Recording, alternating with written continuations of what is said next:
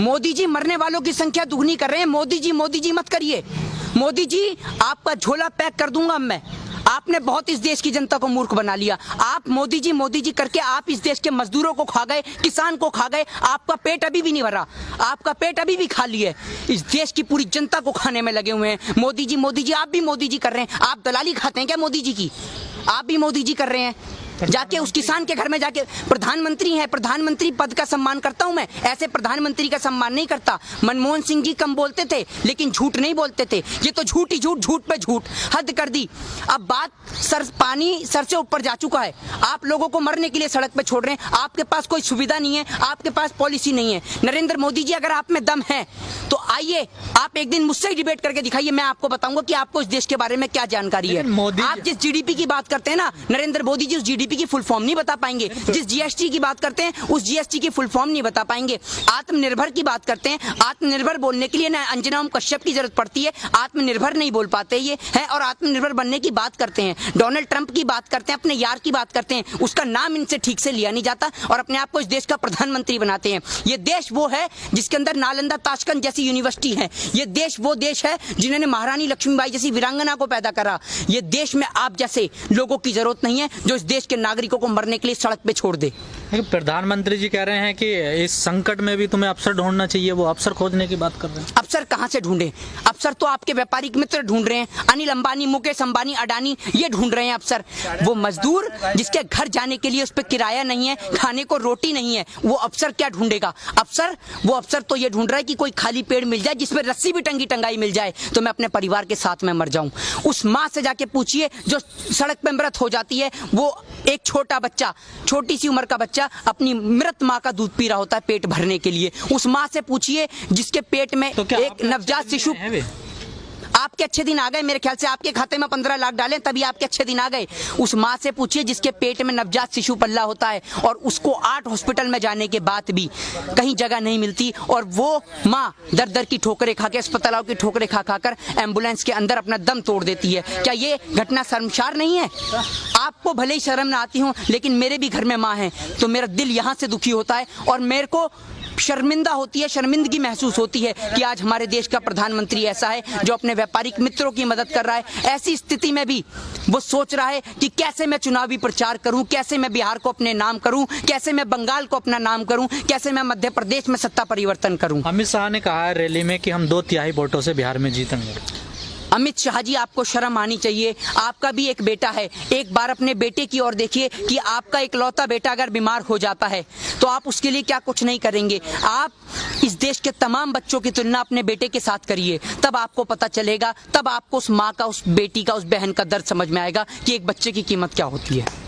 क्या लगता है जो संकट इस टाइम देश में चल रहा है, प्रधानमंत्री के पास कोई ऐसी योजना है जो बाहर वो निकल सके इस संकट? अगर उनके पास कोई पॉलिसी होती, योजना होती तो थाली डंडे ये बजवाते क्या, दिया जलवाते क्या? पॉलिसी होती पहले इस्तेमाल किया जाता। नहीं है कोई पॉलिसी उनके पास। अगर पॉलिसी होती तो उसका इस्तेमाल किया जाता। पॉलिसी तो है 72,000 एलईडी की, 72,000 एलईडी के 2, 4, 5 मिनट में आ जाती है। ये साल भर महीने की पहले की पॉलिसी है जिसका इस्तेमाल किया जा रहा है बिहार इलेक्शन में। अगर इनके पास पॉलिसी होती मजदूरों को पहुंचाने की, पॉलिसी है भी तो उसका इस्तेमाल नहीं करना चाहते क्योंकि सारा पैसा इलेक्शन में खर्च करना चाहते हैं। श्रमिक ट्रेन चला तो रहे हैं। श्रमिक ट्रेन ऐसा, आप गए हैं श्रमिक ट्रेन से? हैं? आप गए हैं? आपसे पूछ रहा हूँ। नहीं, मैं तो नहीं गया। आप नहीं गए तो आपको कैसे पता कि श्रमिक ट्रेन की क्या सुविधा है? मजदूर से आपने पूछा कि क्या आप सुविधा दे रहे हैं श्रमिक ट्रेन के अंदर? राजधानी में आप भेज नहीं रहे और राजधानी का किराया वसूल कर रहे हैं। आपको शर्म नहीं आ रही? कितनी और दलाली खाएंगे इस देश के चौथे स्तंभ को? पूरा तो जंग लगा चुके हैं, कारण इस देश का चौथा स्तंभ गिर भी जाएगा और हम लोग जिंदा हैं इस देश के चौथे स्तंभ को बचाने के लिए। हम ऐसे लोगों का कदापि साथ नहीं देंगे और तमाम लोगों से मेरा निवेदन है, जिन माओं ने, जिन बहनों ने, जिन बेटियों ने अपने घर परिवार के सदस्यों को खोया है, उनको पता है कि दुख दर्द क्या होता है। और अब आपको और हमें, आप क्या सोच रहे हैं कश्मीर के अंदर कश्मीरी पंडित किस तरीके से मारे जा रहे हैं? आप इस हिंदुओं का वोट का सिर्फ इस्तेमाल करेंगे वोट बैंक के लिए? अब इस देश का हिंदू भी जाग चुका है, मुस्लिम भी जाग चुका है, सिख भी जाग चुका है, ईसाई भी जाग चुका है और अब हिंदू, मुस्लिम, सिख, ईसाई इस संकट में प्रधानमंत्री क्या कर सकते थे? इस संकट में प्रधानमंत्री क्या कर सकते जो उन्होंने नहीं किया? प्रधानमंत्री जी क्या नहीं कर सकते थे? आपसे प्रश्न करता हूँ और आपको मैं बताता हूँ प्रधानमंत्री जी क्या कर सकते थे। प्रधानमंत्री जी ये कर सकते थे कि जिस तरीके से प्रधानमंत्री जी ऑनलाइन सुविधा करते हैं कि आप इस पे कॉल कीजिए और भारतीय जनता पार्टी की सदस्यता लीजिए, तो प्रधानमंत्री जी एक नंबर जारी कर सकते थे कि पूरे देश में कहीं भी मेरे भारतवर्ष का कोई भी मजदूर परेशान है, किसी भी जाति धर्म को मानने वाला, वो इस नंबर पे कॉल करे, उसके लिए खाना और राशन पहुंचाया जाएगा। प्रधानमंत्री ये कर सकते थे। प्रधानमंत्री ये कर सकते थे कि दिल्ली के तमाम बॉर्डरों से लेकर यूपी, लखनऊ, वाराणसी, कानपुर, केरल, कर्नाटक, पश्चिम बंगाल, हरियाणा, तमाम जगह, क्योंकि प्रधानमंत्री पूरे देश का होता है, तमाम जगहों पर भारतीय जनता पार्टी वालों को और उन निक्करधारी सेवकों को खड़ा कर देते कि कहीं भी मेरे भारतवर्ष का कोई भी मजदूर पैदल जाते हुए दिखे तो उसको सुविधा कराओ आने जाने की, और अगर कोई प्यासा दिखे तो उसे पानी की सुविधा कराओ। देश के प्रधानमंत्री इतना तो कर सकते थे। अरे इस लॉकडाउन के अंदर तो इतना देखने को मिला है कि लोगों को पानी तक नसीब नहीं हुआ, भूखे और प्यासे मर गए।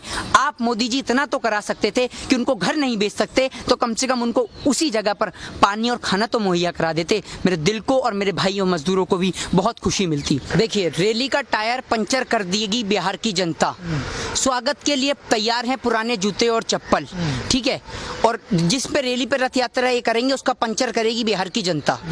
बिहार के अंदर से शुरुआत होगी भारतीय जनता पार्टी की संपूर्ण भारत से जाने की तैयारी।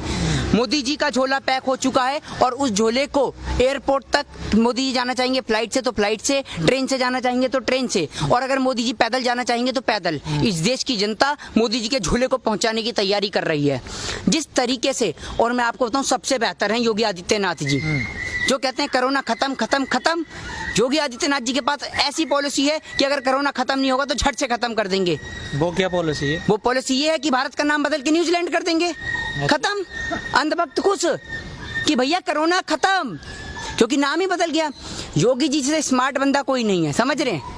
योगी जी ऐसा है, सुबह बाल पे तेल लगाया, अपना एकदम बाल फुल सेट, उसके बाद नाम बदल देंगे शाम तक। है भी नहीं उनके। अरे भैया, बाल टेंशन इतनी लेते हैं, नाम सोचने में वक्त लगा। अब योगी जी को नाम सोचने में वक्त लगा, उन्होंने सोचा न्यूजीलैंड कर दें तो भैया कोरोना मुक्त हो जाएगा भारत। कि क्या लगता है जो बिहार के जो मजदूर थे, प्रवासी मजदूर, इस कोरोना काल संकट में जो पैदल लोग पहुंचे हैं, उन सारी परिस्थितियों को, उन सारी दिक्कतों को देखते हुए वोट करेंगे इस बार? वोट क्या करेंगे? मैं आपसे क्या कह रहा हूँ, आप बात को नहीं समझ रहे। जिस तरीके से मैं आपसे कह रहा हूँ कि भारत का नाम बदल के न्यूजीलैंड कर दिया जाएगा, तो भैया ये घटना तो भारत में हुई है, भारत का नाम तो अब न्यूजीलैंड है ना, तो ये देश की जनता को गुमराह कर देंगे। और क्या दिक्कत है, योगी आदित्यनाथ जी पहुंच जाएंगे बिहार, बिहार का भी नाम बदल देंगे, बिहार का भी नाम बदल देंगे, जिससे वहां बिहार की चुनाव। मेरा मानना तो ये है कि अमित शाह जी बिना बात चुनावी प्रचार करने में लगे हुए हैं, इतनी एलईडीओं का खर्च कर रहे हैं देश की गरीब जनता का पैसा मारकर। योगी आदित्यनाथ जी को भेज दो, वो तो बिहार का भी नाम बदल देंगे। काम इन्हें कुछ करना नहीं है, जनता को मूर्ख बनाना है, भक्तों से ताली पिटवानी है। भक्तों ताली बजाओ और खुश हो जाओ, क्योंकि भारत कोरोना में 11वें स्थान से 4थे स्थान पे पहुंच चुका है। आप थाली पीटते रहो, अनुपम खेर जी आप भी थाली पीटो, खूब थाली पीटो, क्योंकि ये अनुपम खेर जी तो ऐसे लोग हैं, अनुपम खेर जैसे ऐसे लोग हैं जो कोरोना जैसी महामारी में भी पैसा कमाने की सोचते हैं। ना कि इनको तो सबक लेना चाहिए सोनू सूद जैसे लोगों से, जिन्होंने इस महामारी में बाहर निकल के देश की गरीब जनता की सेवा करी है, उन मजदूरों की सेवा करी है जो महाराष्ट्र के अंदर रह रहे हैं, बिहार से आए हुए मजदूर हैं, उनको उनके घर तक पहुंचाया है। आप बताइए एक ऐसे भाजपा के नेता का नाम, बताइए एक ऐसे बॉलीवुड सेलिब्रिटी का नाम जिसने इन मजदूरों के लिए भलाई के लिए सोचा हो। ये ऐसे हरामखोर नमक हलाल लोग हैं कि जो देश की जनता का नमक खा रहे हैं और उनसे ही नमक हलाली कर रहे हैं। इन्हें पसंद आता है इस देश का नमक, खाते इस देश का नमक है, लेकिन यारी निभाते हैं अपने यारों की, यारी निभाते हैं अपने यार अमेरिका के ट्रंप की, यारी निभाते हैं पाकिस्तान के इमरान खान की, क्योंकि कभी वहां बिरयानी चखी आते हैं, कभी अपने यार का प्रोग्राम करा देते हैं। और इनका यार ऐसा है कि यार इनका बीच चौराहे पे धोखा दे देता है। नेपाल, जिसकी औकात इतनी सी है कि हमारे जेल के कैदी छोड़ दें तो पाकिस्तान और नेपाल को निस्तो नाबूद कर देंगे, आज वो बिहार के सीतामढ़ी से हमें आंख दिखा रहा है, कभी फायरिंग कर रहा है तो कभी कुछ कर रहा है। इस देश की दलाल मीडिया नहीं दिखाएगी तो क्या इस देश की जनता तक सच नहीं पहुंचेगा? इन्होंने मूर्ख बनाने का प्रयास कर रखा है पूरे देश की जनता को। कभी ये थाली पिटवाते हैं, कभी ढोल बजवाते हैं, कभी लाइट जलवाते हैं, कभी दिए जलवाते हैं। दिवाली के समय पर या और जो तमाम आपने देखा कि त्योहार बेकार हुए, उन पे तो उन्होंने दिए नहीं जलवाए नरेंद्र मोदी जी ने। दिवाली पे आप कहते हैं कि बम मत फोड़िए, हैं, होली पे कहते हैं पानी मत फेरिए, है ना, और हर त्योहार पर शराब पी के मनाए इंसान। आप और तो और छोड़िए, महामारी के समय में भी कोरोना ने, आप शराब पीजिए, ना त्योहार पे आप बम फोड़िए, ना दिवाली पे बम जलाइए, ना होली पे पानी बिखेरिए। हर त्योहार पे, महामारी पे सिर्फ शराब पीजिए। इन पे शराब के अलावा और कोई ऑप्शन नहीं है, क्योंकि सरकार के पास शराब से पैसा आ रहा है। आप क्या समझ रहे हैं बिहार के अंदर अभी आप देखिए, मध्य प्रदेश का मैं आपको करंट मुद्दा बताऊं, मध्य प्रदेश के अंदर इनके पास बहुमत है नहीं, राज्यसभा में 2 कैंडिडेट इन्होंने खड़े कर दिए। कैसे खड़े कर दिए? क्योंकि वहां इनका इरादा है खरीद और फरोख्त का धंधा चलाने का। ये पुराने बाजीगर हैं, धंधा करने वाले लोग हैं। ये जो गरीब देश की जनता, जो किसान खून पसीने की कमाई से पैसा कमाता है ना, उस किसान से जाके पूछिए जो पूरे दिन अपना पसीना बहाता है, तब उसका बेटा, आपको पता है जब किसान के फोन पे मैसेज आता है तो उसका पिता उससे कहता है कि बेटा फोन पे मैसेज आया, जाकर देख।